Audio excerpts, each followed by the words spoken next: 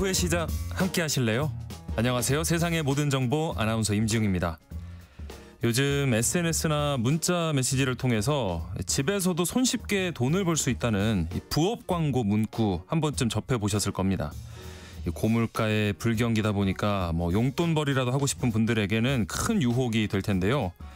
문제는 이런 글 대부분이 부업을 가장한 신종 온라인 사기라는 점입니다. 게다가 부업이라고 해서 시작했는데 나도 모르게 범죄에 연루되는 경우도 많다고 하는데요. 점점 치밀하고 교묘해지는 신종 수법부터 또 피해 방지책까지 잠시 뒤 슬기로운 법률 생활에서 찬찬히 살펴보겠습니다. 나이 들수록 아픈 곳이 많아져서 먹을 약이 한 움큼일 때가 많죠. 그런데 이렇게 여러 종류의 약을 복용할 때 주의할 점은 없을까요? 오늘 똑똑 라디오 주치 코너에서 지난 시간 못다한 올바른 약 복용법에 대해서 알아볼 테니까요. 계속해서 많은 청취 부탁드립니다. 저희 방송은 KBS 라디오 유튜브 채널을 통해서도 실시간으로 시청 참여하실 수 있습니다. 많은 관심 부탁드리면서 KBS 세상의 모든 정보 지금 시작합니다.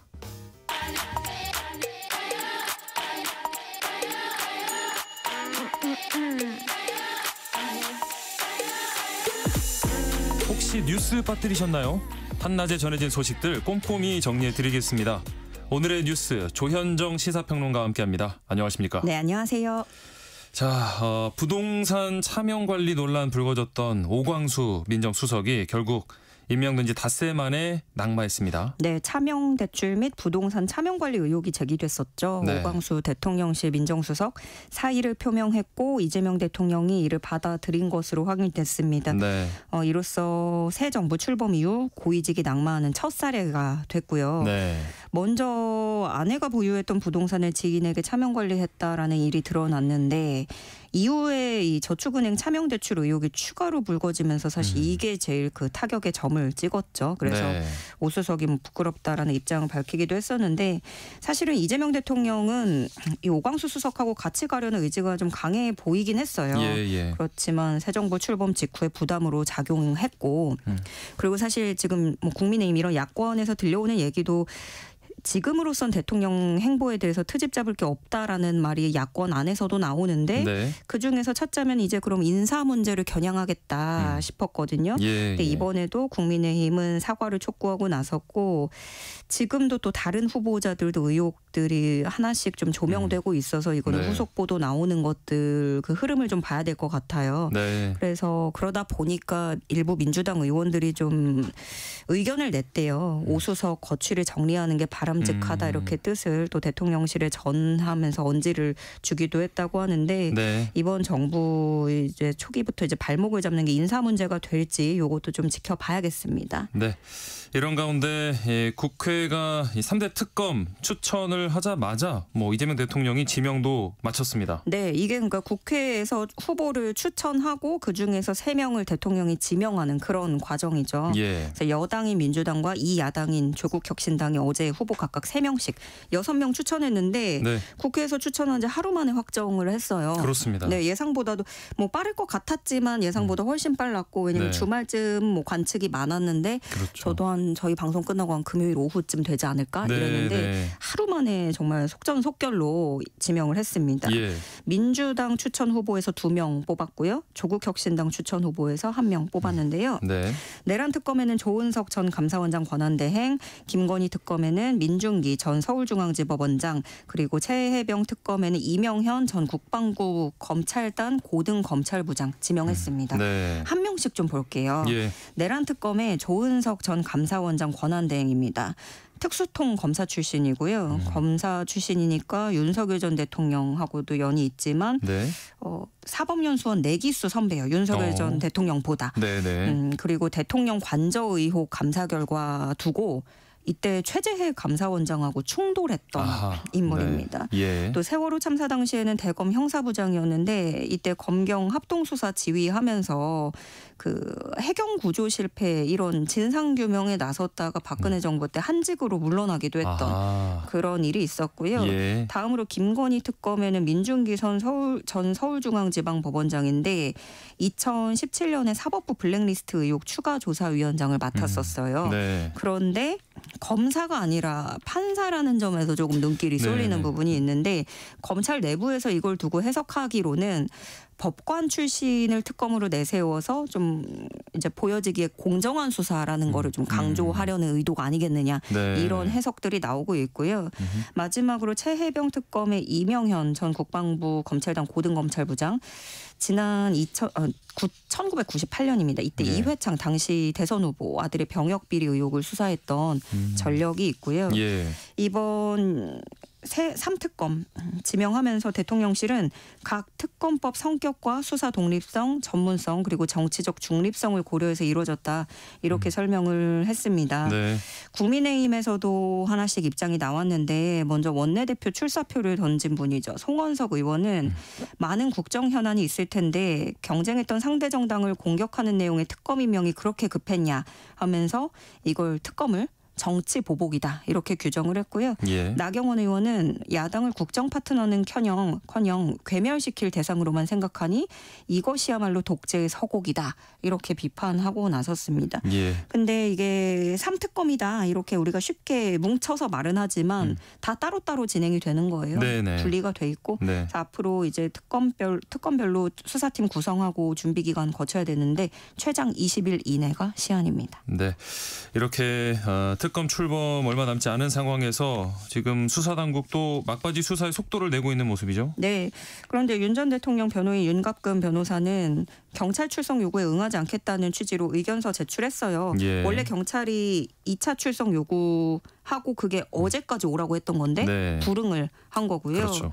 그래서 경찰이 또다시 3차 소환 통보를 합니다. 19일로 날짜를 지정했어요. 네. 경찰은 대면 조사가 반드시 필요하다는 입장이거든요. 근데 통상적으로 3차 출석 요구가 최후 통첩이라고 할 수 있거든요. 예. 그래서 이거조차 거부하면 체포영장 신청 비롯해서 신병 확보 절차에 들어갈 가능성이 큰데 네.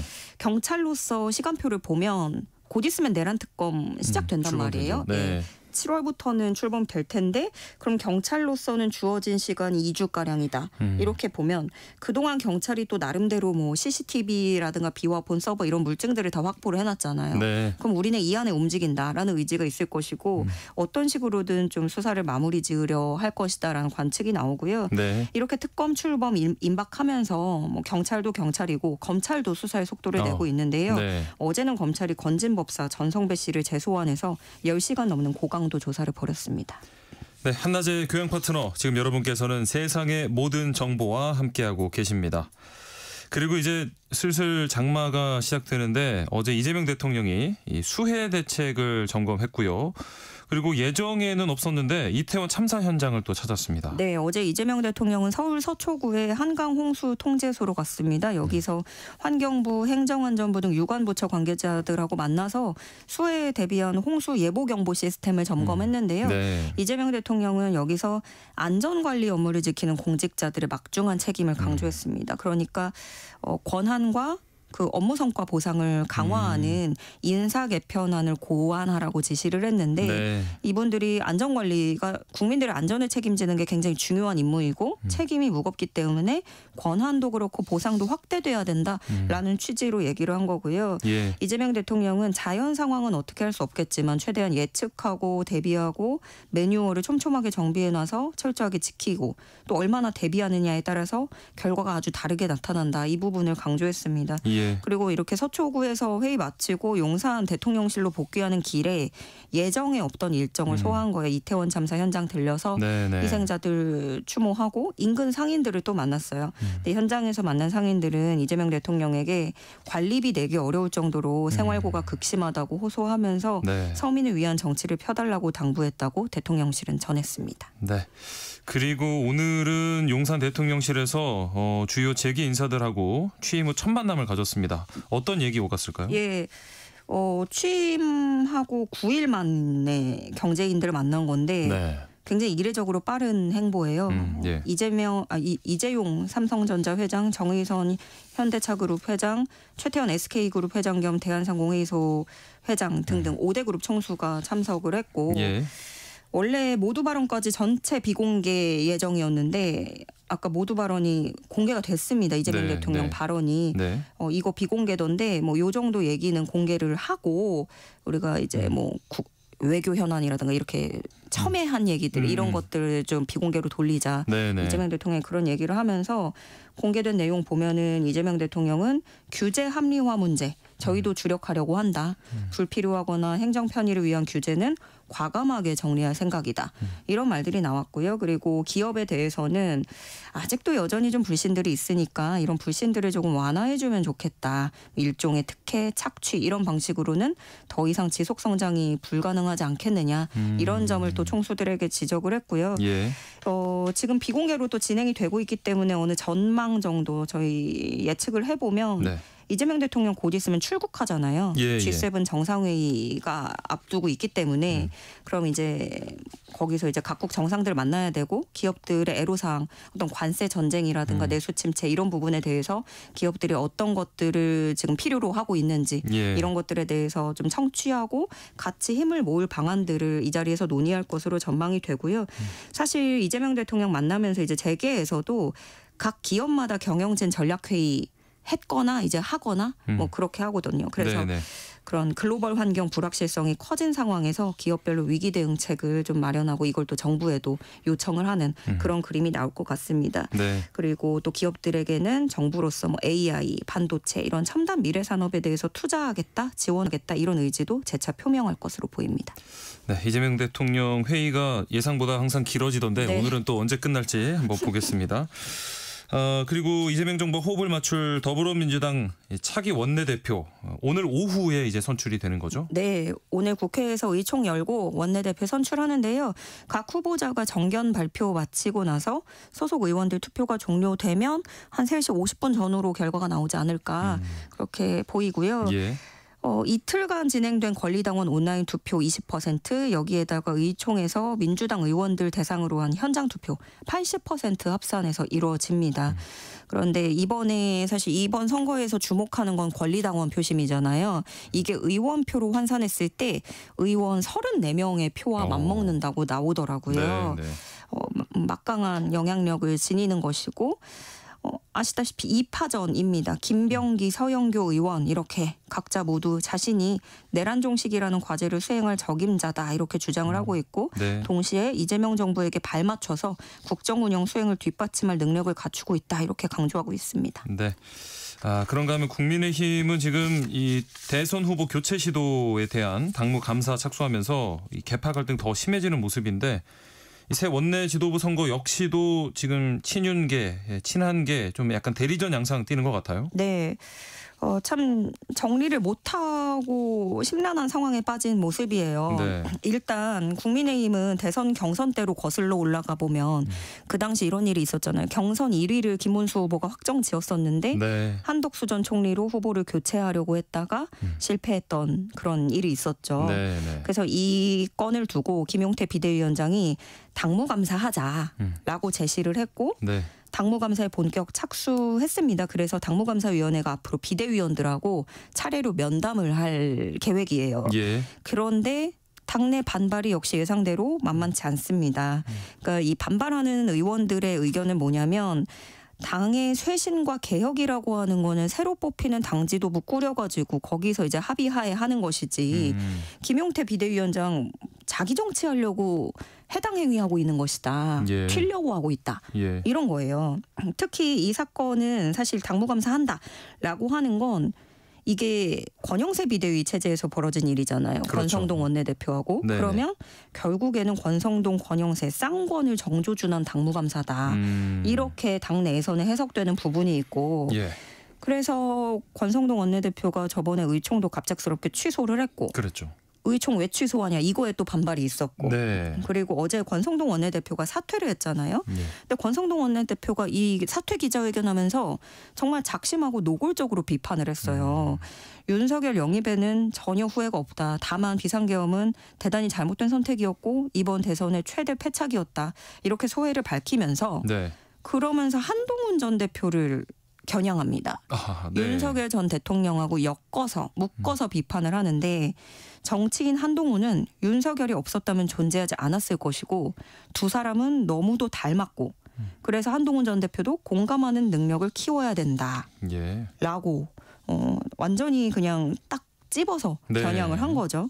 그러면서 이제 동시에 국민의힘 향해서는 우리는 지금 단합을 해야 된다. 이럴 때가 아니다. 뭐 이런 것들을 강조하기도 했는데 지금 국민의힘도 원내대표 선거 시동을 걸잖아요. 근데 여기도 아직은 2파전입니다. 김성원, 송원석 의원 이렇게 후보고 근데 여기는 좀 다른 게 아예 계파 색깔이 조금 뚜렷하게 나와요. 친윤계, 친한계 이렇게 크게 나뉘는데 일단 두 후보 모두가 계파에 대해서는 완전히 선을 긋고 있습니다. 우리 그런 거 아니다. 그렇죠. 그리고 특히 송원석 의원 같은 경우에는 친윤계라는 이름표에 대해서 이건 악의적인 프레임이다. 이렇게 좀 선을 긋고 있는데 본인들은 이제 계파 대리전은 아니라고 일축하고는 있지만 사실은 누가 원대가 되느냐에 따라서 한 계파의 승리로 해석되는 건 또 불가피해 보입니다. 네. 자, 그리고 오늘 가장 큰 이슈 뉴스는 지금 오늘 오전에 이스라엘군이 이란을 공습에 나서면서 지금 중동 정세가 다시 긴박하게 돌아가는 모습입니다. 네, 지금도 실시간으로 속보 계속 쏟아지고 있는데요. 미국과 이스라엘 언론 매체들은 이스라엘이 이란에 대해 선제 공습에 돌입했다고 속보로 전하고 있습니다.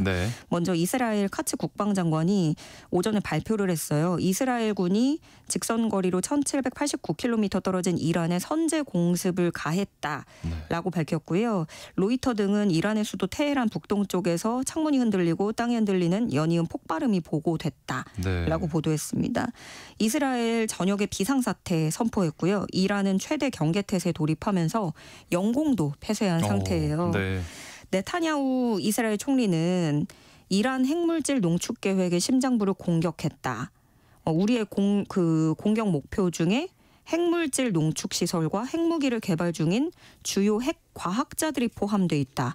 이렇게 밝혔고요. 이게 이스라엘의 발표고 이란에서 국영방송에 나온 게 호세인 살라미 혁명수비대 총사령관이 이스라엘 공습으로 사망한 것으로 추정된다.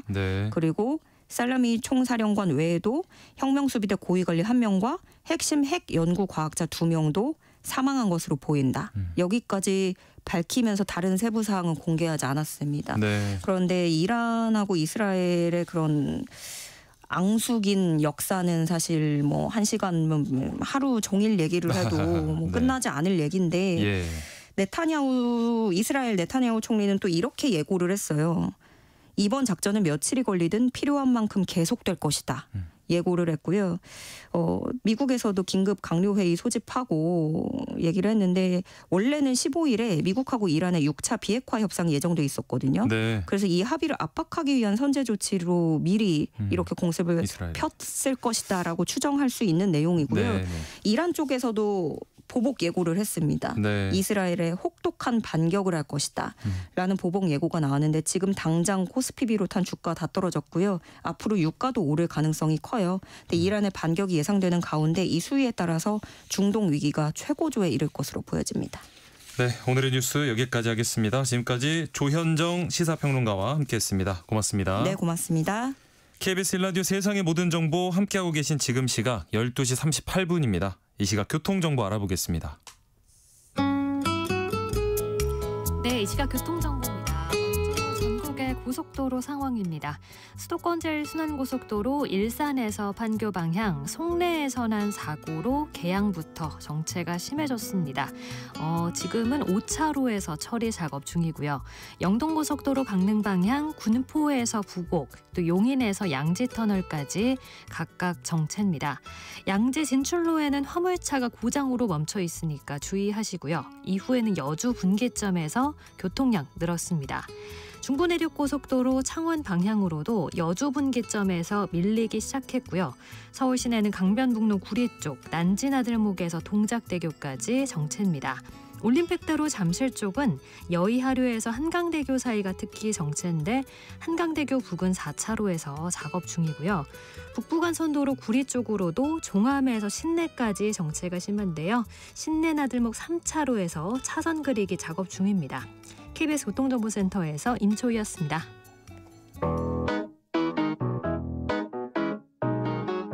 세상의 모든 정보는 청취자분들의 관심과 참여를 기다립니다. 방송 들으시면서 궁금한 점이 있거나 의견 공유하고 싶은 분들 계시면 문자 보내주세요. 추첨을 통해 모바일 쿠폰 보내드리겠습니다. 참여하실 번호는 샵 9730이고요. 짧은 문자 50원, 긴 문자 100원의 이용료가 부과됩니다. 콩 게시판을 통해서는 무료로 참여하실 수 있고요. KBS 1라디오 유튜브 채널을 통해서도 실시간으로 시청 참여하실 수 있습니다. 꼭 알아야 할 정보를 알기 쉽게 전달해드리는 세상의 모든 지식. 금요일은 일상 속 법에 관련된 궁금증 쉽고 정확하게 풀어드립니다. 슬기로운 법률 생활 천수희 변호사와 함께합니다. 안녕하십니까? 네, 안녕하세요. 천수희 변호사입니다. 이번 주는 어떤 내용 알아볼까요? 네, 지난달 고용노동부가 발표한 통계에 따르면 구직자 1인당 일자리가 0.3개에 불과해 98년 IMF 이후로 5월 기준 최저치를 기록했다고 하는데요. 예. 하반기에도 이러한 구직난은 더 심해질 것이라고 전망을 했습니다. 이제 그렇다 보니까 고액 알바, 재택 알바, 부업 환영, 초보 환영 이런 광고 문구 등에 현혹되는 분들이 많으신데요. 네. 차라리 처음부터 범죄인지 알고 했으면 본인이 억울하진 않겠는데 네. 일을 하다 보니까 어느새 범죄에 깊게 관여되어 있는 경우가 많다고들 하소연을 하세요. 네. 그래서 오늘은 고액 불법 아르바이트에 관한 이야기를 좀 해볼까 합니다. 고액 불법 아르바이트라고 하면 저는 보이스피싱 현금 수거책이 먼저 막 떠올라요. 뉴스에 많이 나오는데 이 정해진 장소에서 이렇게 현금 수거해서 그냥 단순히 전달하는 역할인데 이게 범죄인 거잖아요. 네, 맞아요. 네. 최근 5년간 선고된 판결문을 살펴보면 사기나 사기 방조 혐의로 처벌된 사건 중에 보이스피싱이나 아르바이트라는 단어가 포함된 사례가 총 2,266건에 달했는데요. 네. 과거에는 보이스피싱 범죄와 관련해서 범죄 조직의 지시로 정해진 장소에 가서 피해자에게 현금을 받아서 조직에 전달하는 현금 수거책이 자신의 범죄가 연루된지 모른 채 처벌받는 사례가 많이 있었습니다. 네. 근데 하도 언론 매체를 통해서 보이스피싱의 위험성이라든지 이런 것들이 많이 보도가 되면서 네네. 많은 분들이 경각심을 가지고 또 현금을 대신 전달하는 행위는 범죄다라는 인식이 강해지다 보니까 알아요, 이제는. 네. 오히려 보이스피싱 조직 입장에서는 현금 수거책을 구하는 인력난에 시달리게 된 거죠. 네. 예. 이에 따라서 조직들이 새로운 수법들을 사용하기 시작했는데요. 예를 들면은 자신들이 경매 전문 회사라고 가장을 한 뒤에 네. 경매 물건에 대한 측량이나 인근 시장 조사 업무를 맡을 인력을 모집한다라는 내용의 구인 광고를 냅니다. 그리고 와. 이후에 실제 시장 조사 보고서 같은 것도 작성하게 시키고요. 예. 그러다가 어느 날 갑자기 경매 물건 관련해서 권리금이나 계약금을 좀 받아가지고 와라. 이런 얘기를 하면서 지시를 하게 되는 거죠. 그래서 사실상 현금 운반을 또 수행하게 하는 그런 사례들도 발견되고 있습니다. 그러니까 결국에 하는 일과 역할은 똑같은데 이전처럼 그냥 현금 전달해라 하면 아무도 안 하니까. 네. 마치 멀쩡한 회사에서 진행하는 업무인 것처럼 속이는 거군요. 네, 그래서 저도 굉장히 놀랐던 사례가 있었는데 네. 자신들이 회계법인이나 세무법인이라고 하는 경우가 있었어요. 예. 그러면서 가짜 사내 홈페이지를 통해서 입사 지원서까지 직접 입력을 하도록 하고요. 그 네. 이후에 근무 조건, 급여 체계, 아니면 또 수습 기간 이후에 정규직 전환 절차까지도 구체적으로 네. 안내를 하는 등의 실제 채용처럼 위장한 사례도 있었습니다. 그래서 예. 이렇게 채용된 사람에게는 너는 이제부터 고객 관리 외근직 업무를 맡는다라고 네. 이야기를 하면서 고객을 만나서 서류를 전달하거나 아니면 회수해서 외근 담당자에게 전달하라고 지시를 한 거죠. 아하. 근데 나중에 알고 봤더니 전달받은 서류 가방 안에 보이스피싱 피해 현금이 들어있어가지고 예. 이 현금을 결국에는 조직에 넘기는 현금 수거책으로 또 활용된 사안도 있었습니다. 네. 그래서 이처럼 범죄에 연루되어 검거되는 순간 보이스피싱 조직은 흔적을 감추고 꼬리 자르기를 하게 되기 때문에 본인이 범죄라는 사실을 몰랐다고 주장을 하더라도 그 몰랐다는 사정을 구체적으로 입증하지 못하면 유죄로 또 처벌이 될 수가 있습니다. 예. 따라서 각별한 주의가 필요한 상황입니다. 아마 지금 들으시는 청취자분들도 와 이렇게까지 한다고 하실 것 같은데 그러면 이제는 어떤 경우에 좀 이렇게 의심을 해야 될까요?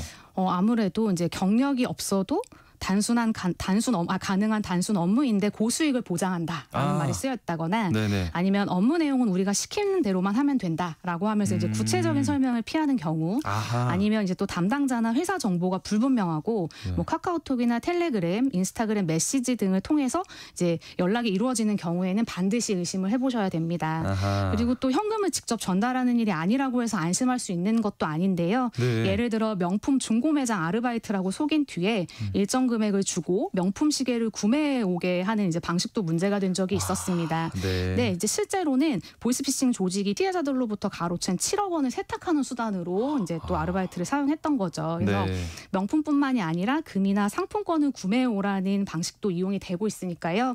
뭐 현금을 직접 전달하는 것이 아니니까 괜찮겠지 생각하시기보다는 항상 주의를 기울이시는 것이 좋겠습니다. 경력이 없어도 됩니다. 뭐 단순 업무에 고수익을 보장합니다. 이러면은 의심을 해보라는 네, 거죠. 맞습니다. 예. 혹시 변호사님이 직접 이렇게 상담하셨던 사례도 있을까요? 네, 뭐 저도 되게 안타까운 사건이 하나가 있었는데 이제 의뢰인분의 오랜 친구가 자신이 중국에 이제 취업을 해서 돈을 굉장히 많이 벌고 있다. 그러니까 너도 이제 함께 일을 하자라고 제안을 하면서 비행기 티켓과 숙박비는 내가 부담할 테니까 일단 와서 나 일하는 거 한번 구경해보고 같이 하자 이렇게 이제 제안을 한 거죠. 그런데 뭐 어릴 때부터 알던 친구였기도 하고 또 그리고 비행기 티켓이나 숙박비를 준다고 하니 뭐 손해 보는 건 없지 하고 이제 가신 거죠. 가죠. 그래서 처음에는 실제로 진짜 여행도 하고 뭐 좋은 호텔에 묵으면서 이제 이렇게 지내다가 갑자기 오늘은 우리 회사에 한번 가보자라고 이야기를 해서 따라 나섰는데 어떤 이제 공장 창고죠. 창고에 이제 수백 명이 거기 앉아서 전화를 돌리는 보이스피싱 조직이었던 거예요. 그래서 이게 뭐냐, 날 돌아가겠다면서 돌아서는 순간 이제 수십 명이 그 사람을 에워싸면서 네가 그동안 여행했던 비용, 뭐 숙박비, 뭐 식비 이런 것들 다 우리가 번 돈으로 한 거다. 그거를 다 갚을 때까지 못 돌아간다. 이렇게 해서 이제 그분도 어쩔 수 없이 거기서 이제 사실 뭐 협박과 감금에 의해서 머무시면서 보이스피싱에 가담을 하시게 된 거죠. 그래서 본인이 이제 정말 뉴스에 나왔던 검찰 수사관을 사칭해서 피해자들한테 뭐 현금을 들고 어디로 와라 아니면 입금을 해라 이런 식의 이제 보이스피싱에 가담을 하시다가 결국에는 이제 간신히 도망을 쳐서 나오셨는데 국내에 돌아오시니까 이제 결국에는 범죄단체 가입죄, 그다음에 범죄단체 활동죄, 사기죄 이런 것들로 이제 수사를 받게 되신 사안이 있었습니다. 어떡해. 진짜 영화에서나 보던 일, 이게 진짜 유명한 영화 스토리랑 거의 뭐 흡사한데 이런 일들이 이렇게 이루어진다고 하니까 정말 조심하셔야 될 것 같고, 요즘에 그리고 워낙 이 코인 시장이 뜨겁다 보니까 또 코인 관련된 이런 불법 아르바이트들도 많아진다면서요. 네, 이제 아무래도 현금이나 물건을 전달하면 안 된다. 이제 또 이런 인식도 어느 정도 있기 때문에 요즘은 또 코인 관련된 사례도 많이 증가를 하고 있어요. 그러면서 이제 자신을 해외에 있는 비트코인 거래소라고 소개를 하면서 회계상 문제가 있어서 국내에서 업무를 처리할 사람이 필요하다. 그러니까 좀 일을 해다오 하면서 이제 아르바이트를 모집하게 되는 경우도 있었는데요. 결국에 이제 해당 아르바이트생에게 보이스피싱으로 취득한 현금을 주면서 코인을 구매하게 한 뒤에 이제 이를 특정 전자지갑 주소로 전송하도록 이제 지시한 사례들이 있었습니다. 세탁이네요, 이것도. 네, 아무래도 이제 보이스피싱으로 얻은 수익금을 직접 전달할 경우에는 이제 단속에 걸린 위험이 높기 때문에 익명성이 강한 가상 자산을 통해서 자금을 이동시키면 또 추적을 피하기에 용이하잖아요. 그래서 이렇게 가상 자산을 활용한 새로운 형태의 수거책 아르바이트도 늘어나고 있으니까요. 이런 부분 좀 조심하셔야 되고요. 그리고 또 보이스피싱과는 직접 관련이 없더라도 특정 텔레그램 방에 입장을 시킨 뒤에 신규 회원을 응대하거나 상담을 해라라는 이제 역할을 지시하는 경우도 있는데요. 이렇게 한 뒤에 특정 코인을 이제 피해자들로부터 구매하도록 유도하는 방식의 사기성 투자 아르바이트들도 늘어나고 있습니다. 그래서 이 역시 실제로는 투자 사기를 돕는 역할을 하게 되기 때문에요. 항상 주의를 기울이셔야 되겠습니다. 뭐 진짜 온갖 정말 교묘한 방법을 써서 이렇게 사기를 치고 있는데, 그리고 우리나라가 언제부턴가는 이 마약 이야기도 많이 나오는데 최근에 마약 관련한 불법 아르바이트들도 문제가 되고 있죠. 네, 그 요즘에 뉴스에서 중학생이 마약을 했다는 뭐 보도를 접할 정도로 더 이상 우리나라가 마약 청정국은 아닌데요.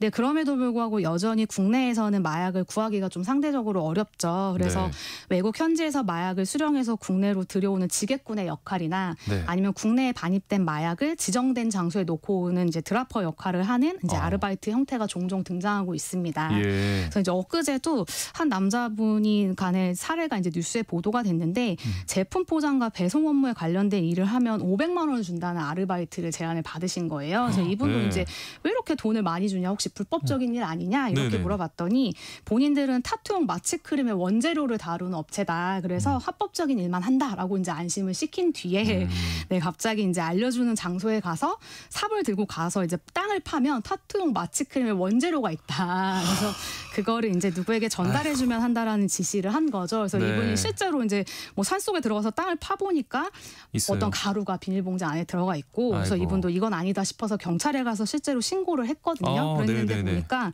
1만 5천 명이 동시에 투여할 수 있는 양의 필로폰이었던 거죠. 근데 안타깝게도 이분은 결국엔 본인이 가서 신고를 했지만 또 피의자로 조사를 받게 되신 거죠. 그래요? 그래서 종종 뭐 초콜릿이다, 다이어트 약이다라는 설명을 듣고 단순히 운반 업무를 맡았다고 주장하시는 분들이 있거든요. 네네. 근데 마약인지 모르고 운반했다고 주장했음에도 불구하고 징역 10년을 받으신 사례도 있습니다. 본인이 직접 신고를 했는데도 그렇게 조사를 받아야 된다고 하니까 이거는 아예 애초에 너무 이렇게 고수익이다거나 뭔가 나한테 구체적으로 업무 설명을 안 해준다 싶으면은 그냥 손을 아예 떼는 게 상책이겠군요. 네, 맞습니다. 또 네. 네. 그리고 또 그런 거 하면 요새 이런 문자도 정말 많이 받는데요. 네. 온라인 재택 알바라고 하면서 이제 본인들이 작성해주는 멘트로 하루에 문자 500건만 보내주면 100건당 5만 원. 그래서 한 달에 한 150만 원을 벌 수 있다. 이런 오. 문자가 자주 오거든요. 네네네. 근데 이제 우리나라에서는 휴대폰 한 대당 하루에 문자 발송 건수로 500건으로 제한을 하고 있어요. 아무래도 그래요? 네, 보이스피싱 이런 문제 때문에.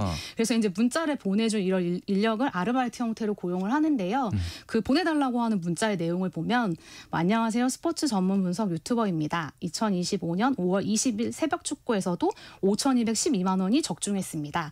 텔레그램에만 입장해 주시면 매일 무료로 소스를 공유해 드리겠습니다. 이제 예. 이런 내용들이 있어요. 그래서 네네네. 사실상 불법 도박 사이트로 이제 오도록 유도하는 그런 문자거든요. 그렇죠. 그래서 이제 이런 문자를 보내다 적발되신 분들이 나는 그대로 문자 내용만 전달받아서 보내준 것 뿐인데 네. 이게 뭐 문제가 되냐 이런 말씀들을 하시거든요. 그런데 정보통신망법에서는 법률에서 금지하는 제야 또는 서비스에 대하여 광고성 정보를 전송한 자를 처벌하고 있기 때문에 네, 당연히 이런 것도 처벌 대상이 됩니다.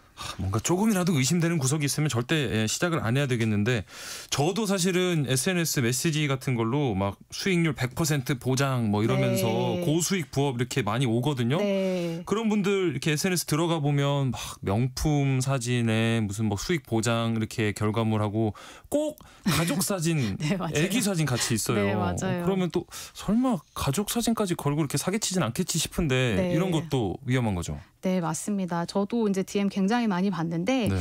바로 이제 체험단 활동을 하면 고수익을 보장한다. 그렇죠. 이제 이런 네. 내용이 많이 와요. 그래서 본인들의 상품을 홍보하기 위해서 좋은 리뷰가 필요하다. 이제 이런 내용으로 이야기를 하면서 네네. 지정된 쇼핑몰 사이트에 접속하게 한 뒤에 포인트로 15만 원 정도를 먼저 선입금을 해줘요. 먼저 줘요. 네, 그리고 나서 이 포인트로 물건을 구매하고 제품 후기를 작성하면 리뷰에 대한 이제 수고비를 주겠다. 이제 이런 식으로 처음에는 접근을 합니다. 그리고 네. 초기에는 연습 미션 형태로 2번 정도 작업을 시키고 실제로 한 2, 3만 가량을 송금해 줘요. 네. 그리고 이후에 이제 15만 원의 포인트가 소진이 되잖아요. 예. 그러면 이제부터는 본인 돈으로 제품을 구매하고 리뷰를 작성을 하면 물건값에 리뷰 작성 수고비까지 더해서 주겠다라고 이야기를 하는 거죠. 식으로. 근데 네. 이제 실제 뭐 물건을 배송해 주는 것도 아닌데 내가 뭘 믿고 돈을 입금하냐라고 그렇죠. 이제 망설이게 되면 네. 자리가 얼마 남지 않았다. 지금 하지 않으면 기회가 다른 사람에게 넘어간다라는 네. 식으로 독촉을 해서 결국에는 돈을 입금하게 만들죠. 그리고 그 네. 이후에 몇 차례는 또 소액을 이제 실제 돌려줘서 신뢰를 형성하게 한 뒤에 그 다음에는 점점 더 큰 금액을 사야 그 다음 것도 돌려준다. 그리고 이제 이전 것도 다 몰아서 주겠다. 이런 식으로 하면서 결국에는 많은 돈이 입금이 되면 연락을 끊고 잠적해버리는 이제 방식입니다. 이제 이런 수법은 최근에는 뭐 영화 리뷰를 하자, 뭐 네, 아니면 네. 또 체험단, 팀 미션 등 아주 다양한 형태의 이름으로 흔하게 발생을 하고 있는데요. 네. 뭐 이름이 어땠던 어떤 방식이건 간에 가장 중요한 것은 아르바이트는 돈을 벌려고 하는 것이지 사실 돈을 입금하라고 하는 방식이다. 이거는 반드시 사기다. 이렇게 생각을 하셔야 될 것 같습니다. 예.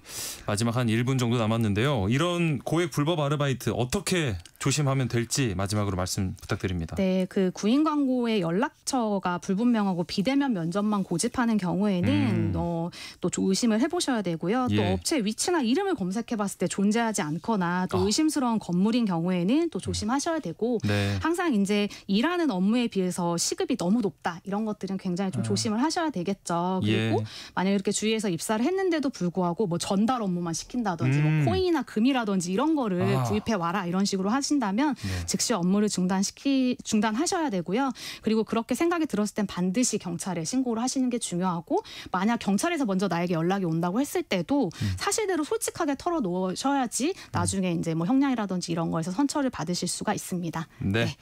슬기로운 법률 생활 천수희 변호사와 함께했습니다. 오늘 말씀 고맙습니다. 네, 감사합니다. KBS 세상의 모든 정보 1부 순서 여기서 마무리하겠습니다. 저는 2부 1시에 다시 찾아오겠습니다.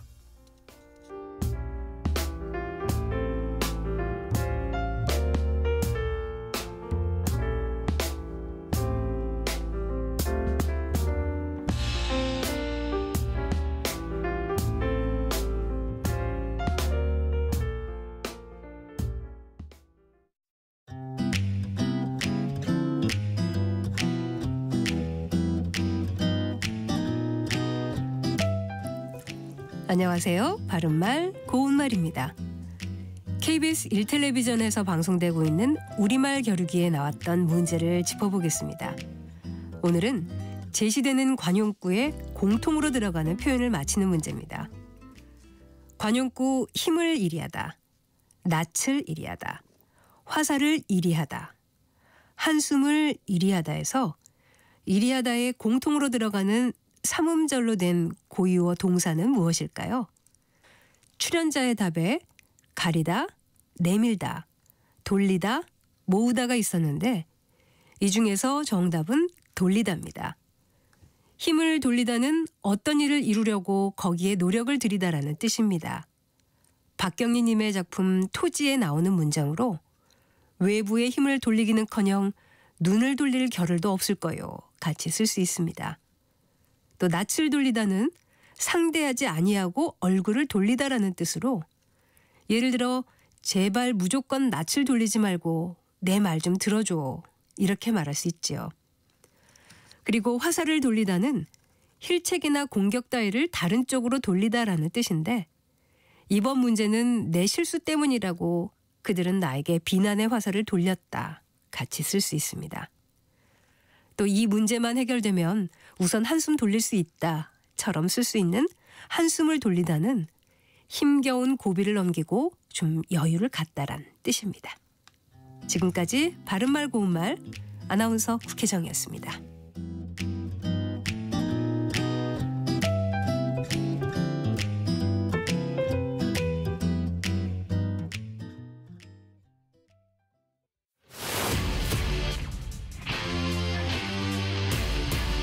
토론에 정답은 없습니다.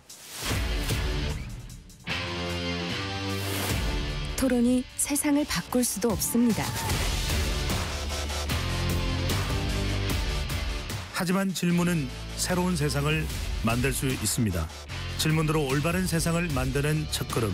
평일 저녁 7시 20분 KBS 열린 토론.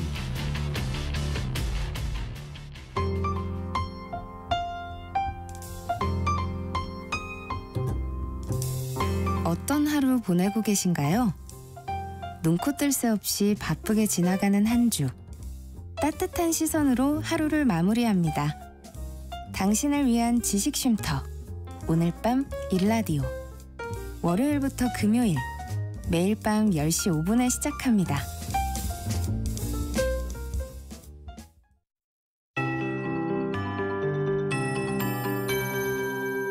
KBS 58분 날씨.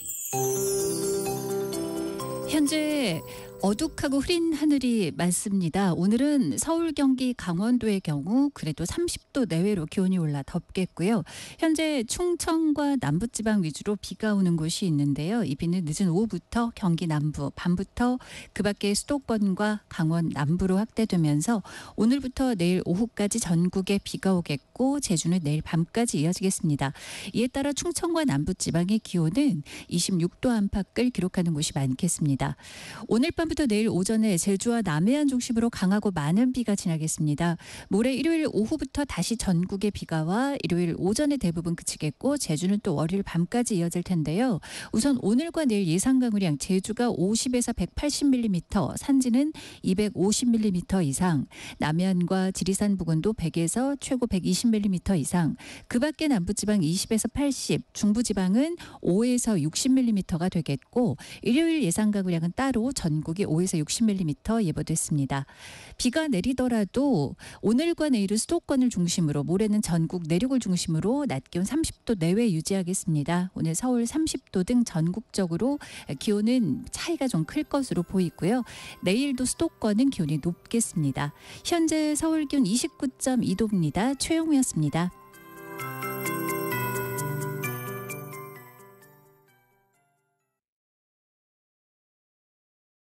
정성을 다하는 국민의 방송 KBS가 한시를 알려드립니다. AM 711kHz, FM 97.3MHz, KBS 1라디오입니다. HLKA.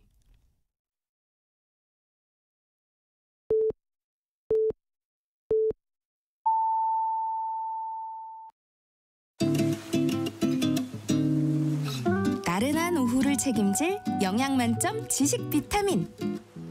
세상의 모든 정보.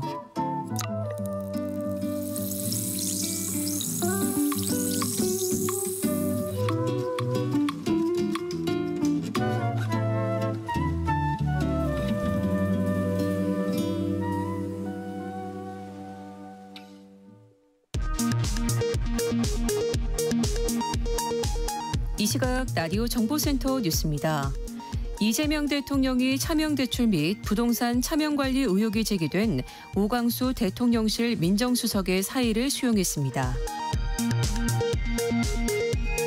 이른바 3대 특검 임명에 대해 더불어민주당은 철저한 진상규명을 당부하며 전폭적인 지원을 약속했습니다. 반면 국민의힘은 이번 특검을 정치 보복으로 규정하며 강하게 반발하고 나섰습니다. 이스라엘이 현지 시각 13일 새벽 전투기 수십 대를 동원해 이란 핵시설 등을 선제 타격했습니다. 아야톨라 세이드 알리 하메네이 이란 최고 지도자는 이스라엘의 공격에 대해 강력한 보복 방침을 천명했습니다. 오늘 출근 시간대에 아파트 이삿짐 사다리차가 선로 쪽으로 넘어지는 사고로 경기중앙선 행신역에서 서울역 구간의 열차 운행이 중단돼 시민들이 불편을 겪었습니다. 사고 처리에 5시간 이상 걸릴 것으로 예상돼 이 구간 열차 운행 재개에 시간이 걸릴 것으로 보입니다. 지난주 서울 아파트 가격이 40주 만에 최대 상승폭을 기록했습니다. 오름세가 강남권을 넘어 서울 다른 지역으로 확산하고 있습니다. 정부는 어제 부동산 시장 점검회의를 열고 서울 시장 상황이 엄중하다고 진단했습니다. 지금까지 라디오 정보센터 뉴스 정한나였습니다.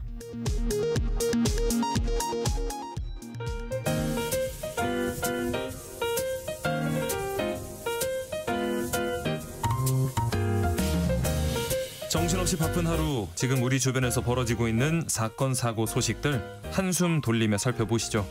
하프타임 뉴스 임선우 뉴스캐스터와 함께합니다. 안녕하십니까? 안녕하세요. 먼저 좀 안타까운 사고 소식부터 짚어보죠. 어제 인도에서 영국 런던으로 향하던 여객기가 추락해서 사망자가 많이 나왔어요. 네, 200명이 넘는 승객기 타고 있던 에어인디아 여객기가 이륙하자마자 추락하는 사고가 발생했는데요. 네. 외신 보도들을 종합해보면 현재까지 최소 265명이 숨진 것으로 전해지고 있습니다. 예. 여객기에는 승객 230명, 기장과 승무원 12명 등 총 242명이 타고 있었는데 탑승자 가운데 단 한 사람을 제외하면 모두 사망했습니다. 예. 기적적으로 살아남은 유일한 생존자는 현재 병원으로 옮겨져 치료를 받고 있는데요.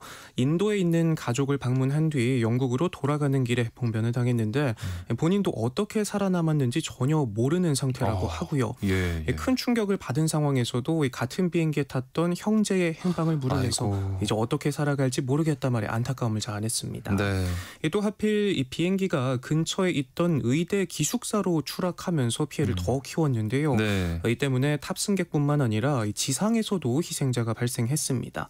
의대생 5명이 숨졌고 50여 명이 부상을 입은 것으로 전해졌는데 이 부상자 가운데는 중태에 빠진 사람도 많은 데다 붕괴된 건물 잔에 묻혀 있는 사람도 많아 수습 작업에서 사망자는 더 늘어날 가능성이 높습니다. 예, 이 정확한 사고 원인은 아직 밝혀지지 않았죠. 네, 인도 항공 역사상이 최악의 참사가 될 걸로 보이는데 네. 왜 이런 사고가 발생한 건지는 원인은 여전히 미궁속입니다. 네. 사고기는 이륙한 지 30초 만에 공항으로부터 약 1.5km 떨어진 주택가에 추락을 했는데요. 네. 공개된 CCTV 영상에는 이 항공기가 기수가 들린 채 하강하는 모습이 포착이 됐는데 매우 이례적인 자세라고 하네요. 그래서 주요 가설로는 플랩 오작 동 양쪽 엔진 고장, 조류 충돌, 이륙 설정 오류 등이 거론되고 있는데 전문가들은 한 가지 원인보다는 여러 요인이 복합적으로 작용했을 가능성에 무게를 두고 있습니다. 예. 사고가 난 기종은 미국 보잉사의 최신 항공기 중 하나인 787-8 드림라이너로 추락 사고는 이번이 처음이라고 하는데요. 예. 기장도 총 8,200시간의 비행 경험이 있는 베테랑 비행사라고 하는데 인도 당국은 모든 가능성을 열어두고 조사에 착수했고요. 예. 또 인도 정부의 요청을 받은 미국 연방항공청과 제너럴 일렉트릭 교통안전위원회 소속 전문가들도 급파됐고 안전 전문가들은 추락 원인을 규명하는데 몇 달이나 길게는 몇 년까지도 걸릴 수 있다고 하면서 여객기가 이륙지구 왜 그렇게 빠르게 하강했는지 의문을 제기하고 있습니다. 네. 너무나 안타까운 사고인데 유명을 달리한 분들의 명복을 빌고 피해 복구가 빠르게 이루어지길 바랍니다. 네, 다음 뉴스는요. 오늘 아침 이 이삿짐 사다리차가 선로로 넘어지면서 경의중앙선 운행 중단됐다는 소식이 들어왔었는데 아직 복구 중일까요? 네, 오늘 오전 8시 20분쯤 서울 서대문구의 한 아파트에서 사다리차가 넘어지면서 열차 전기 공급선을 건드려 경의중앙선이 멈춰섰는데요. 네. 조금 전 나온 소식을 보면 운전자에게서 면허 정지 수준의 음주운전 수치가 측정됐다고 합니다. 예. 입건 예정이라고 하고요. 사고 소식을 듣지 못한 채 출근길에 오른 고양 파주 시민들이 큰 혼잡을 겪어야 했습니다. 네. 버스나 택시를 타기 위해 승객이 몰리면서 역사 주변 버스 정거장과 택시 탑승장은 북새통을 이뤘고요. 출근 시간에 맞추지 못해 발을 동동 굴리는 시민도 눈에 띄었고요. 코레일 측은 초기 대응팀이 출동해 조치 중이고 소방당국 등은 현장에서 안전조치와 함께 사고를 수습하고 있습니다. 네. 서울시는 안전 안내 문자를 통해서 경의중앙선 과좌역 신촌역 구간 사다리차 전도 사고로 양방향이 통제된 상태라고 설명을 했고요. 서대문구청도 구간 복구에 5시간 이상 소요될 예정이라면서 인근 주민들은 안전에 유의하고 열차 이용에 참고해달라는 안전 안내 문자를 발송했습니다. 네. 자, 그리고 온라인 서점 예스24의 먹통 소식 앞서 전해드린 바가 있는데 아직까지도 문제를 해결하지 못하고 있고 오히려 이 거짓말 논란으로 이용자들 불신이 커지고 있습니다. 네, 오늘로 벌써 닷새째인데 미흡한 대처로 논란에 불을 지피고 있습니다. 예. 장애 발생 첫날 단순히 시스템 점검 중이라고만 공지를 했는데 네. 확인해보니 해킹 피해를 당했고 뒤늦게 이런 사실이 알려지고 나서야 랜섬웨어로 인한 장애였다 공지의 문매를 맞기도 했죠. 그런데 여기서 그치지 않고 한국인터넷진흥원의 지원을 거부해놓고 협조했다. 거짓 해명까지 한 것으로 알려져 논란을 키우고 있습니다. 예. 사측은 한국인터넷진흥원과 협력해 원인을 분석하고 복구에 총력을 다하고 있다 밝혔는데 정작 당국은 예스24 측이 구두 설명만 해줬을 뿐 기술 지원엔 협조하지 않았다며 반박했고요. 예. 이렇게 반박이 나오고 나서야 기술 지원을 요청했다고 합니다. 또 앞서 2천만 명이 넘는 회원정보 유출은 없다 공지하기도 했는데 네. 하지만 조사에 나선 개인정보위원회가 비정상적인 회원정보 조회 정황을 확인했다고 밝히자 또 그제서야 유출이 확인되면 개별 연락을 드리겠다는 안내문을 올렸습니다. 이상합니다. 네. 네, 홈페이지와 앱은 여전히 먹통 상태라 공연과 콘서트 티켓을 예매한 회원들의 불편은 커져만 가는 중이고요. 보안업계는 복구 작업이 이렇게 더딘 건 매우 이례적이라고 말하고 있는데 네. 이로 볼 때 백업 시스템까지 해킹 영향을 받았을 가능성까지 나오고 있고요.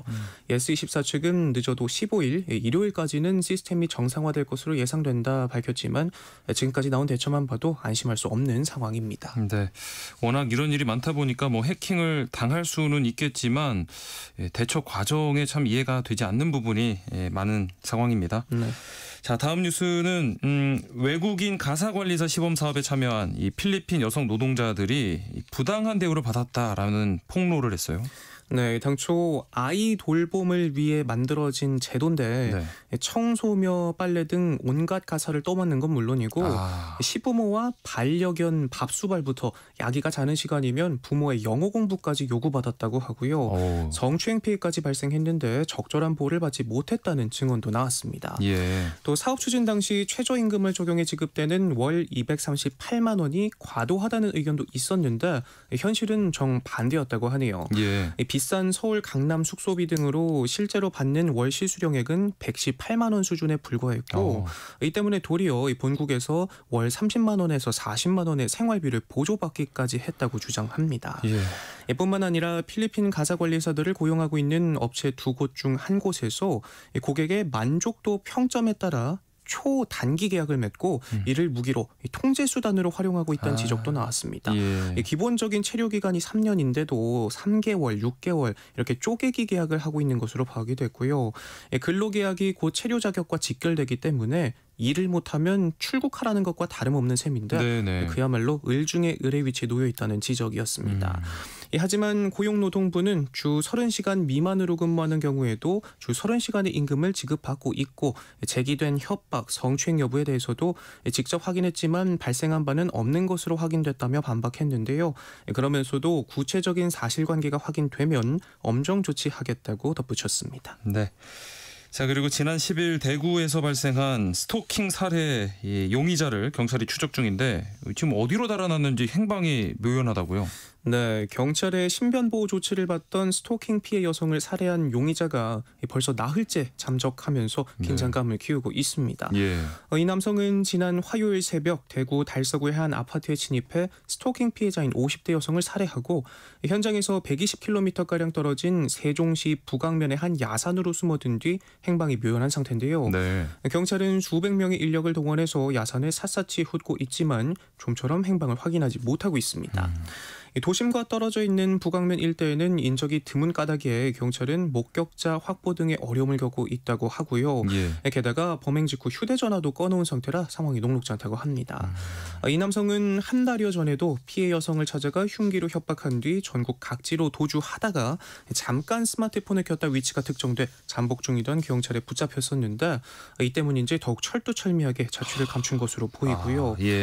경찰은 또 북앙면이 이 남성의 고향이기도 하고 숨어든 야산도 선산인 점을 고려했을 때 질에 익숙한 용의자가 이미 수사망을 피해 인근 다른 지역으로 도주했을 가능성도 열어두고 있는데 이 야산 북쪽으로 넘어가면 충북 청주시로 이어져 예주시하고 있고요.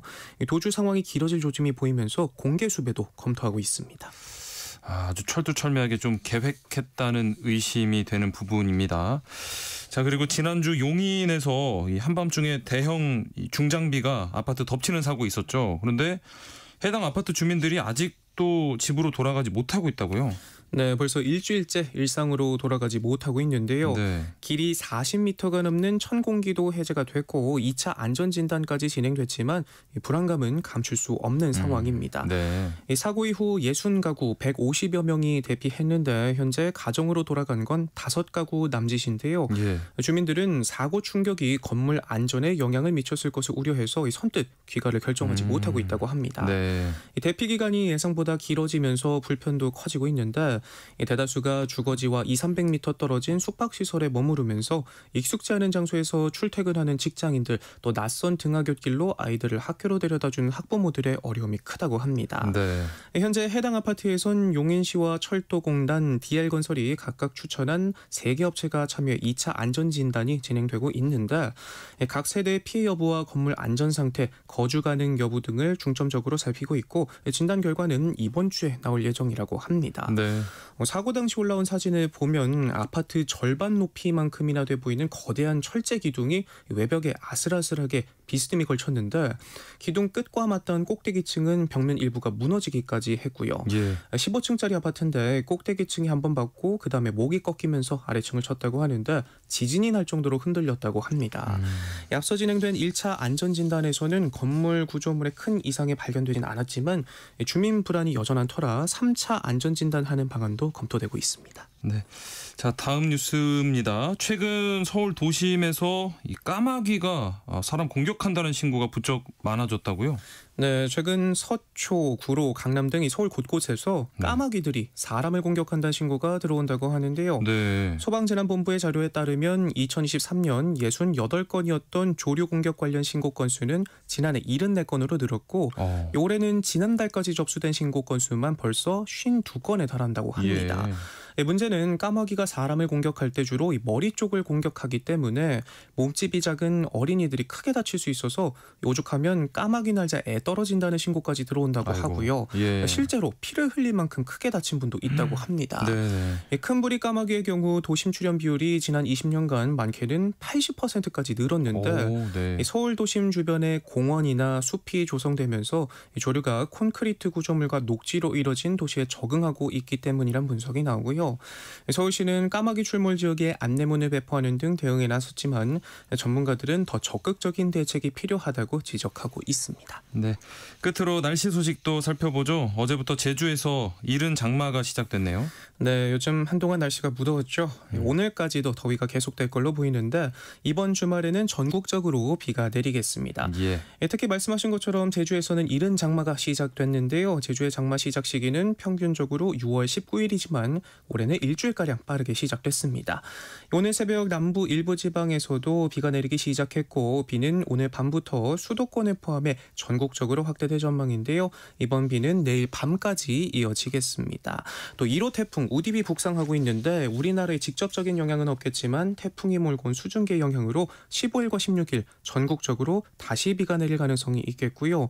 기상청이 발표한 공식 장마 시작일은 아직이지만 통상적으로 6월 하순 본격 장마가 시작되기 때문에 실제 비가 오는 날은 평균 21일 정도라고 하고요. 이른 장마에 비의 양도 많다고 하니까 피해 없도록 각별한 주의가 필요해 보입니다. 네, 오늘 말씀 감사합니다. 지금까지 임선우 뉴스캐스터와 함께했습니다. 고맙습니다. 고맙습니다.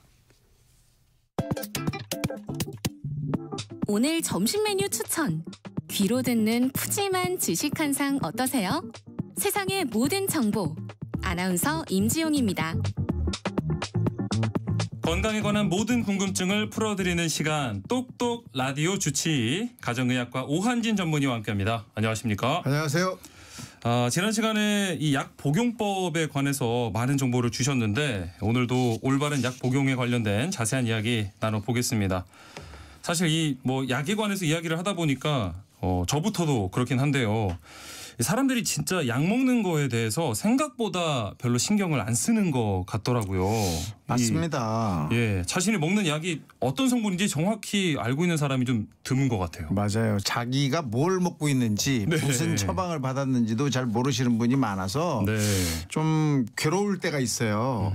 뭐 진료실에 들어오시면 뭘 약을 드시고 있는 게 있습니까? 이렇게 물어보면 뭐 혈압약이요. 뭐 이렇게 이야기는 하기는 하시는데 성분을 전혀 모르거든요. 사실 우리가 가지고 있는 이 스마트폰이라는 게 있잖아요.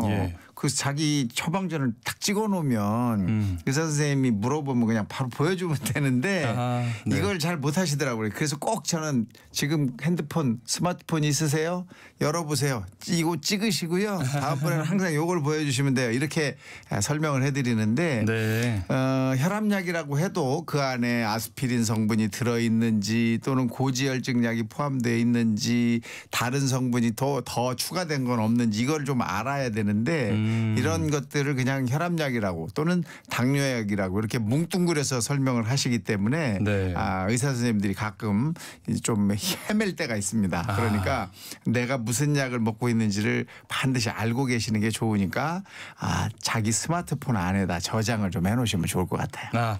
혹시 모르니까 또 이 처방전 받으면 이렇게 약만 사고 그냥 버릴 게 아니라 뭐 가지고 보관을 해둔다든지 자세히 알아두는 게 좋겠네요. 그럼요. 근데 그걸 들고 다니기가 너무 어려우셔서 되게 이제 자꾸 그걸 잊으시니까 반드시 한 번쯤은 확인하시고 잘 담아두시면 좋을 것 같습니다.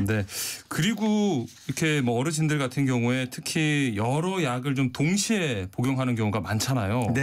이럴 때 좀 주의해야 할 사항 뭐가 있을까요? 우선은 사실 약을 먹는다는 것은 치료를 받고 있는 거고 그 약이 나를 치료해 준다는 생각을 하셔야 되는데 그냥 약 먹는 걸 밥 먹는 거나 비슷한 비슷하게 그냥 뭐 빼먹을 수도 있고 뭐 안 네. 먹을 수도 있고 이렇게 생각을 하시는 분이 많아요. 그게 아니고 네. 이 약은 나를 치료하는 아주 중요한 도구입니다. 그렇기 때문에 반드시 약 성분을 일단 알아야 되고 두 번째는 이 약은 효과를 나타내기도 하지만 부작용이 생길 수 있다는 사실을 반드시 아셔야 돼요. 예. 그래서 다른 약도 또는 뭐 요즘에는 건강기능식품도 많고 건강식품도 많아서 이런 것들을 합쳐서 드시는 경우도 많거든요. 예, 그러다 예. 보면은 약이 작용에 영향을 줘서 약효가 너무 과해질 수도 있고 또 너무 약해질 수도 있어요. 또 부작용이 더 커질 수도 있고 그렇기 네, 때문에 네. 이런 것들을 좀 잘 물어보실 필요가 있고 또 하나는 임의로 중단하거나 임의로 추가하는 거 이런 거는 조금 의사 선생님들한테 꼭 한번 물어보고 하시면 좋을 것 같아요. 네네. 그리고 이 평소에도 좀 뭐 건강 보조식품들, 비타민 같은 거 많이 이게 드실 텐데 이 처방약을 먹을 때 평소 먹던 이런 건강 보조식품 뭐 함께 복용해도 괜찮은 걸까요? 괜찮은 것도 있고 괜찮지 않은 것들도 있어요. 오, 그래서 네네. 이런 이제 약물 상호작용이라는 게 있거든요. 예. 우리가 이제 먹는 모든 것들은 이제 전부 흡수돼서 간으로 들어갑니다. 예. 그래서 간에서 해독 작용을 먼저 거쳐요. 네. 그래서 이 해독 작용을 할 때 간에 있는 특이한 효소가 있어요.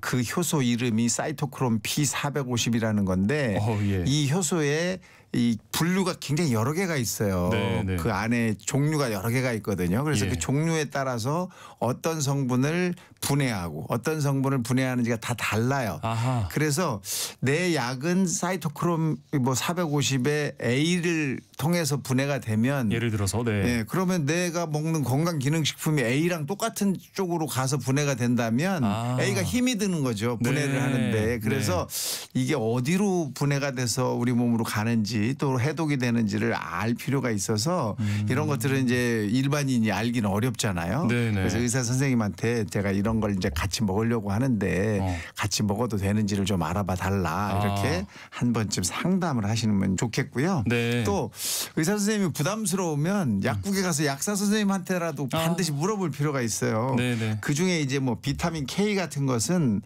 혈액 응고제랑 같이 먹으면 문제가 생길 수가 있어요. 네. 또 우리가 이제 뭐 심장병이 있는 분들은 이 혈액 응고가 잘 안 되도록 하는 약제를 또 쓰잖아요. 예. 그런 것들과 연관이 되면 문제가 일어날 수가 있고 또 철분 보충제, 칼슘 보충제 이런 거랑 항생제를 같이 쓸 때는 흡수가 또 안 될 가능성이 또 있어요. 그래서 예. 이런 것들을 잘 물어보셔야 지금 드시려고 하시는 것은 우리가 지금 치료하는 데 쓰는 약하고 충돌할 가능성이 있습니다. 그러니까 네. 이건 안 드시는 게 좋겠고 드시고 싶어서 만약에 시간을 두고 드신다 하더라도 그래도 약에 문제를 유발할 수 있습니다라는 소리를 의사 선생님이 해줄 수 있거든요. 네, 그래서 네. 이런 것들은 좀 알아두시고 물어보시는 게 좋을 것 같습니다.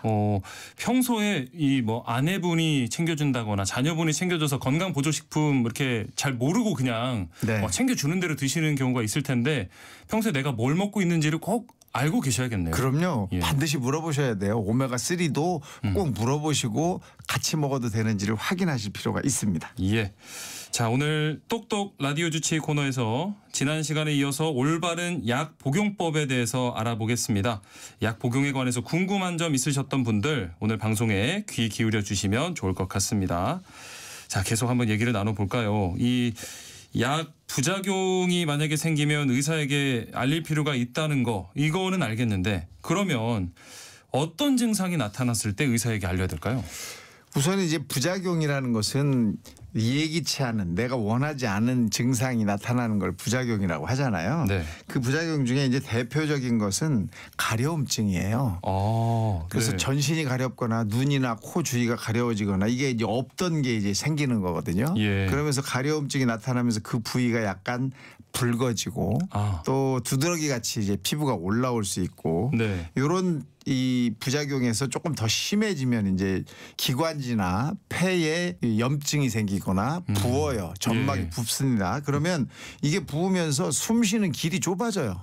그래서 호흡곤란이 오게 되는 거예요. 그래서 이제 가렵고 있고 두드러기가 났다가 조금 있다가 숨쉬기가 점점 어려워진다. 이때는 응급입니다. 이때는 뭐 바로 119를 불러서 병원을 가셔야 되고 네. 만약에 호흡곤란까지는 가지 않았다. 그냥 가렵고 두드러기가 조금 나왔다. 이런 정도면은 이제 얼른 의사 선생님한테 가서 내가 이 약을 먹었더니 이렇게 됐습니다. 이걸 어떻게 할까요? 바꿔야 됩니까? 아니면 그만 먹어야 됩니까? 이걸 물어보시고 상의하셔야 됩니다.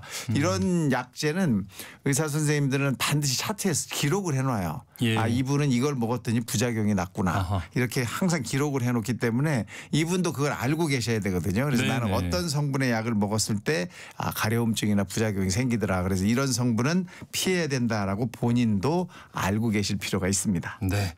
자, 그리고 뭐 이렇게 약을 계속해서 복용을 하다가 뭐 어지럼증이 생긴다거나 뭐 너무 과하다 싶을 때 임의로 약을 줄이는 경우가 있거든요. 네. 그런데 뭐 병원 가서 이렇게 다시 물어보기 전에 이게 자신이 임의로 용량을 조절해도 되는 건가요? 조절하면 안 되죠. 안 되겠죠. 예. 당연히 안 되는데 우리나라 분들 특히 우리 국민들은 머리가 너무 좋잖아요. 그래서 네. 야 요거 좀 센데 이러면서 반 잘라 먹고 이런 경우 많아요. 네. 그런데 실제적으로 이 용량이 과해서 내가 힘들다 그러면 바로 병원에 문의를 하셔서 네. 이건 정말 반을 잘라도 되는 건지 용량을 줄여도 되는 건지를 물어보시는 게 현명한 겁니다. 그렇죠. 임의대로 조절했다가 약효가 나지 않으면 갑자기 다른 문제가 생길 수 있잖아요. 네네. 혈압을 잘 조절하려고 먹었는데 혈압이 너무 떨어지는 것 같은 느낌인데 이러면서 이제 반을 먹었어요. 근데 혈압이 안 떨어지고 뇌졸중이 생겼다. 이러면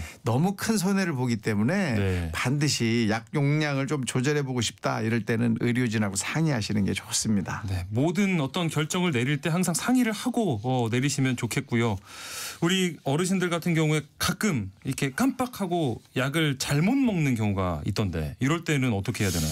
그렇죠. 이게 이제 시간을 잘 못 챙기거나 또는 한번 먹었는데 네. 안 먹었나 봐 이러고 다시 그렇죠, 먹는 그렇죠. 경우도 있어요. 네. 그래서 대부분의 약은 뭐 이렇게 2번을 먹어도 크게 문제가 되지는 않지만 요게 조금 힘들어지는 경우가 이제 잠을 못 자서 먹는 약이라든지 네. 또는 스트레스나 이런 뭐 긴장을 많이 해서 먹는 약이라든지 하는 것들은 사람을 굉장히 늘어지게 하거나 힘들게 할 수가 있습니다. 네, 네. 그래서 이건 이거 잘못 먹었다 이럴 때는 한 번쯤 병원에 물어보시고 이걸 토하거나 이렇게 할 수는 없거든요. 그래서 예. 이럴 때는 집에서 좀 쉬시는 거죠. 아하. 일단은 밖으로 나가지 않고 사회생활을 하지 않고 네네. 일단 집에서 안정을 취하면서 시간이 지날 때까지 경과를 보시는 게 좋은 방법입니다. 혹시 모를 어떤 위급 상황이 생길 수도 있으니까 최대한 네. 안정을 취하시는 거.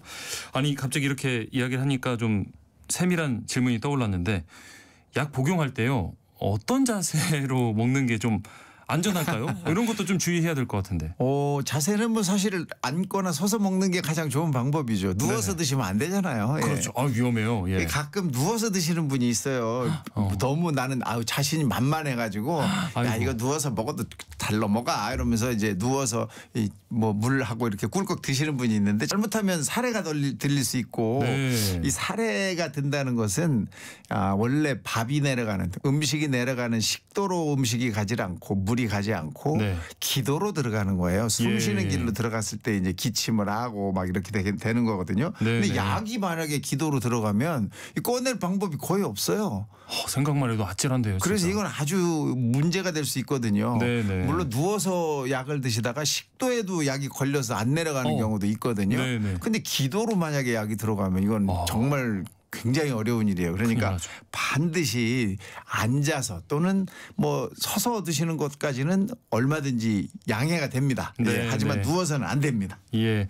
그리고 저 같은 경우에는 뭐 약을 먹거나 건강 보조식품 먹을 때 이렇게 뚜껑에 받아서 먹거든요. 손에 직접 안 닿게 하려고. 네. 근데 최소한 이렇게 약 먹을 때 손을 이렇게 씻고 먹는 거 중요한 거죠. 아주 중요하죠. 가끔 약을 이렇게 약통에 이제 좀 용량을 좀 많이 드리면 뭐 한 달치 2달치 이렇게 드리면 통에다 직접 약을 주는 경우가 있거든요. 약 하나씩 소분하지 않고 그럼 이거 손바닥에 다 쏟아요.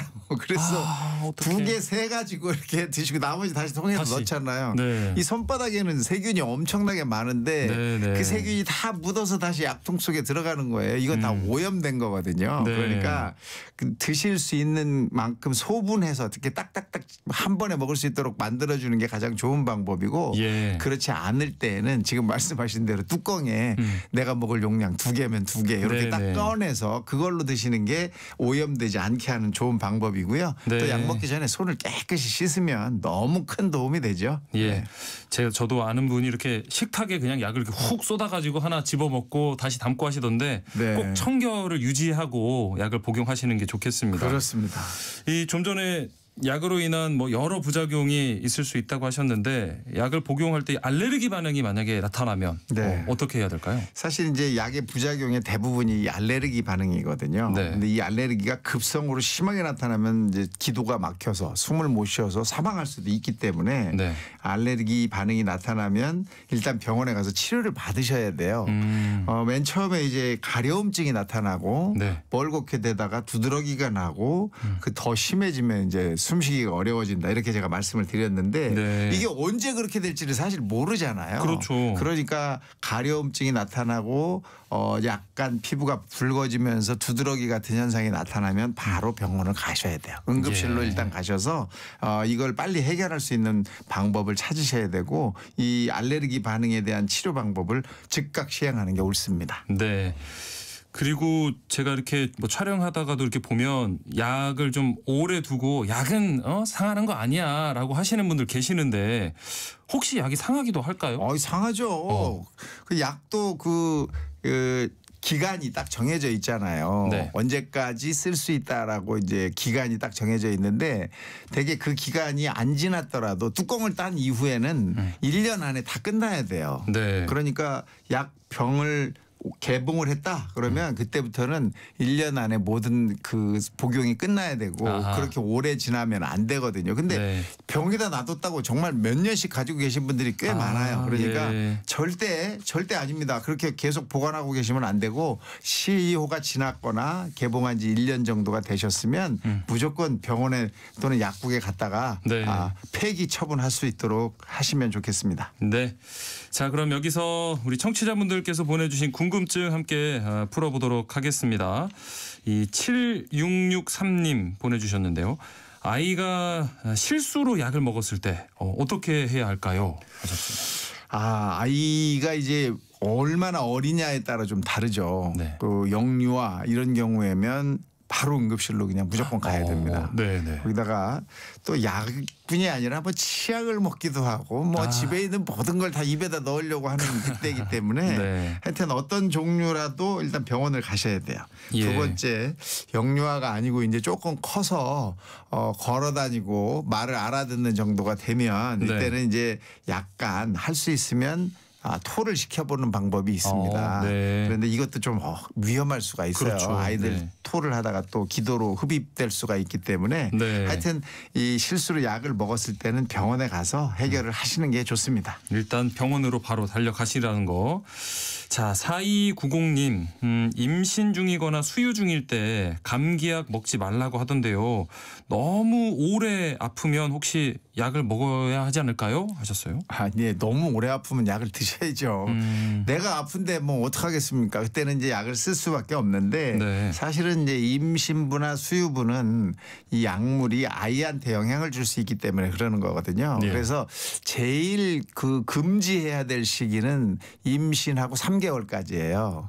초기. 그래서 요 초기에는 어떤 약물도 태아의 성장, 태아를 만드는 데 영향을 줄 수 있기 때문에 될 수 있으면 약물을 안 드시는 게 좋고 3개월이 지나고 나면 어느 정도는 허용이 됩니다. 그러니까 의사 선생님과 상의를 해서 먹을 수 있는 약인지 확인하고 또 감기약도 다 그런 게 아니에요. 그러니까 감기약도 일부는 복용하실 수 있는 게 있으니까 확인하시면 됩니다. 혼자 너무 이렇게 끙끙 앓지 마시고 상의해 보시기 바라고요. 그렇죠. 아프면 산모도 힘들잖아요.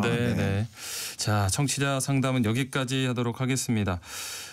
날이 더워지고 옷차림 가벼워지면서 다이어트 신경 쓰는 사람들이 많은데요. 다음 주 이 시간에는 뱃살이 많으면 어떤 문제가 발생하나 이런 질문을 주제로 다이어트, 특히 뱃살에 관련된 이야기 나눠보겠습니다.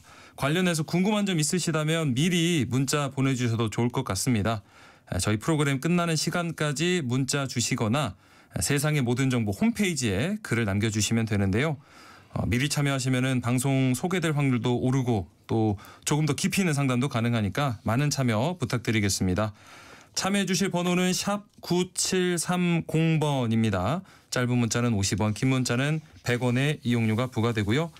저희 홈페이지 시청자 참여 게시판은 무료니까 많은 이용 부탁드리겠습니다. 오늘 똑똑 라디오 주치 여기서 마무리하겠습니다. 지금까지 가정의학과 오한진 전문의와 함께했습니다. 말씀 고맙습니다. 감사합니다. 네, 지금 여러분께서는 세상의 모든 정보 함께하고 계십니다. 존박의 굿데이 듣고 김윤하의 오늘 이 곡으로 다시 돌아오겠습니다.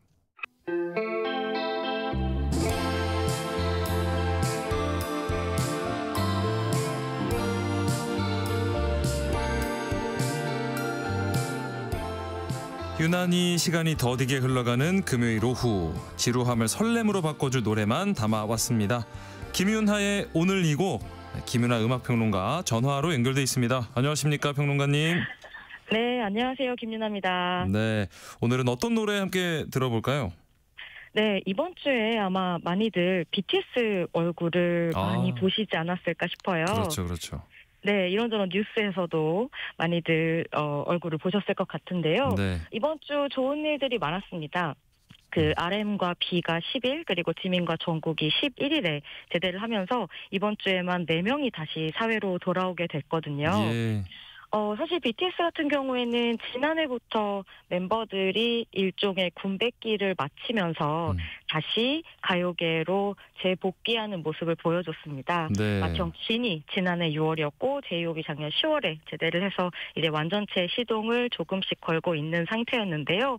곧 멤버 한 명 슈가 씨만 돌아오면 완전체가 만들어진다는 기대 때문에 전 세계적으로도 많은 기대를 받고 있습니다. 예. 근데 마침 또 오늘 저희가 이 코너를 다루는 날이 BTS가 12주년을 맞이하는 기념이거든요. 예. 네, 여러모로 경사가 겹쳐서 이 완전체를 환영하는 마음으로 오랜만에 BTS 노래 모아 들어보는 시간 가져보겠습니다. 이야, 오늘 진짜 뜻깊은 게 기념일이고, 아니 BTS가 데뷔한 지가 벌써 12년이나 됐네요.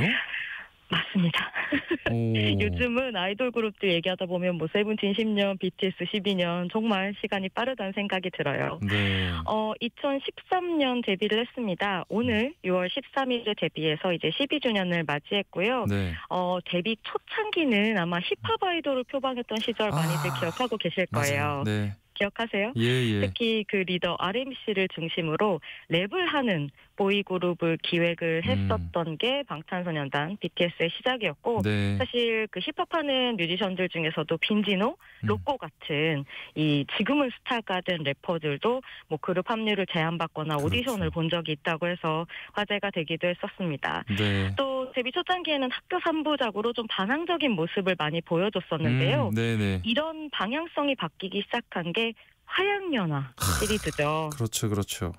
이제는 뭐 너무 유명해서 국내는 물론이고 전 세계적으로 모르는 사람이 없는 이야기가 되어버렸는데요. 네. 이 작품부터 BTS 자체가 좀 서정적이고 문학적이고 입체적으로 스토리를 변화해서 적용하기 시작했어요. 예. 그룹 분위기에도 그것이 반영이 되었고요. 그래서 이즈음부터 BTS의 세계 정복이 시작되게 됩니다. 네.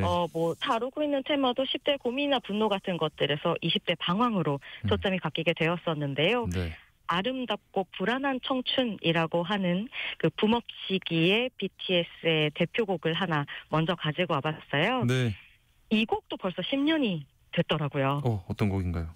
BTS의 I Need You 들어보겠습니다. 네, BTS의 I Need You 함께 듣고 오시죠.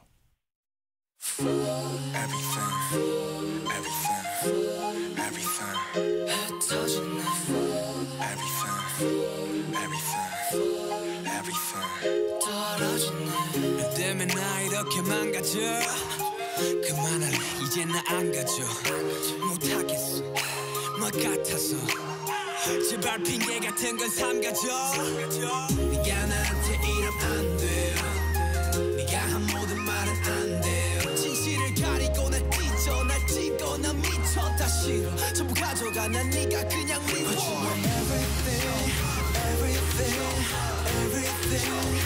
제발 좀 꺼져. 미안해 사랑해. I need you girl.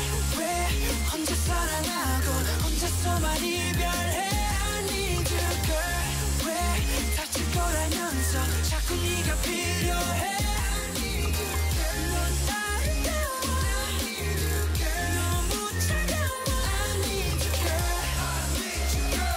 I need you girl. I need you girl.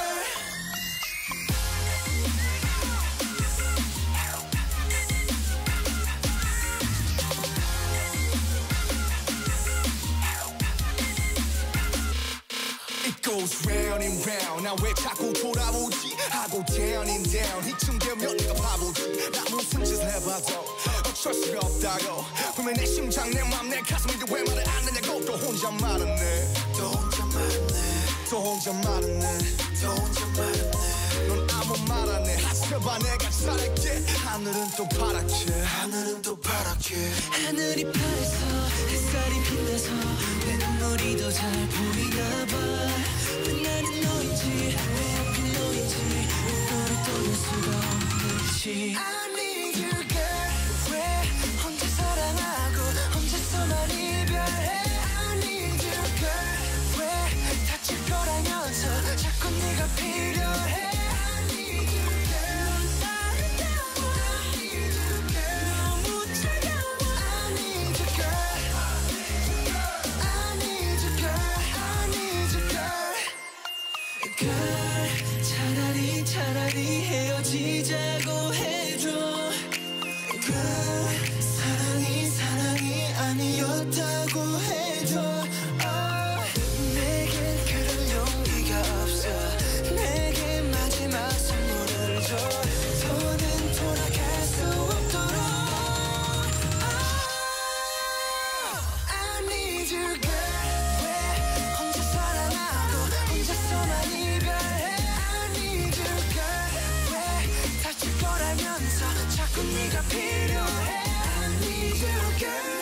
I need you girl. 너무 차가워. I need you girl. I need you girl.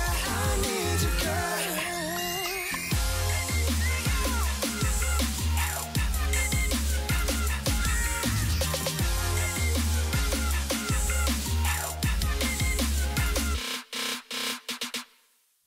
BTS의 I Need You 함께 들으셨습니다. 이 곡이 이 BTS가 좀 본격적으로 이름을 알리는 시작이었을까요?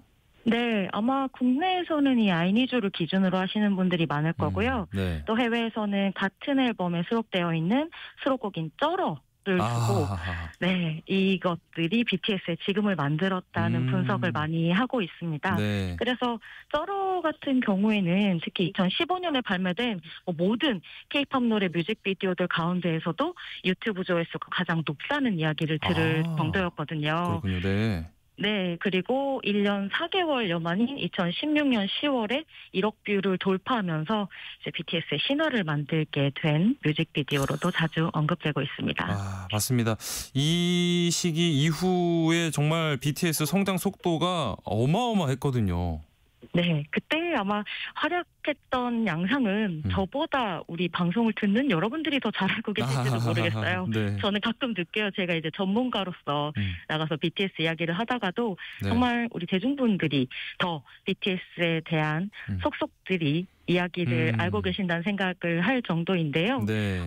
이후 발표된 2016년 10월 정규 2집 윙즈의 피땀 눈물이 또 이렇게 서서히 올라가던 BTS의 인기와 이미지를 좀 단단하게 만들어준 작품이기도 했었습니다. 네. 제 안에서는 그런 좀 아름답고 위태로운 청춘이라고 하는 이미지에 완전히 방점을 찍은 작품이었다는 기억이 들고요. 네. 또 이 앨범이 K-팝 앨범 사상 첫 UK 차트 진입, 그러니까 영국 차트에 진입하는 뭐 이런 기록들을 만들어내면서 연말 시상식도 완전히 휩쓸기 시작을 했었죠.